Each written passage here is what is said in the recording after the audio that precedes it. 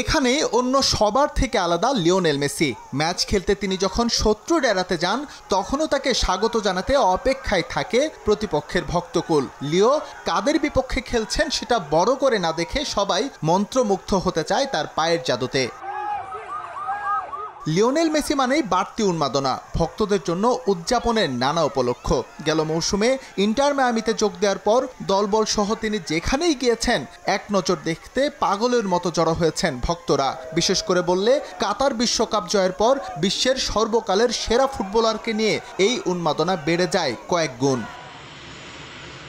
ছুটি কাটিয়ে ইন্টার মায়ামির হয়ে প্রাক মৌসুম প্রস্তুতি চলছে লিওনেল মেসির। কদিন আগে মেক্সিকোর ক্লাব আমেরিকার বিপক্ষে ম্যাচে লাস ভেগাস মাতিয়ে এসেছেন তিনি। এবার এসেছেন পেরু। 5 ম্যাচ সার্কেলের দ্বিতীয়টি অনুষ্ঠিত হবে লিমায়। পেরুভিয়ান চ্যাম্পিয়ন ইউনিভার্সিটারিও দো দেপোর্তেসের মুখোমুখি হবেন সুয়ারেজরা। লিও আসার খবরে সন্ধ্যা থেকেই টিম হোটেলের বাইরে জড়ো হতে থাকেন ভক্তরা। কড়া নিরাপত্তার কারণে তাদের ভিড়তে দেয়া হয়নি কাছে। তবে বাসে বসে থাকা লিওনেল মেসিকে কাছ থেকে এক পলক দেখার জন্য চেষ্টার সর্বোচ্চটাই করেছেন তারা।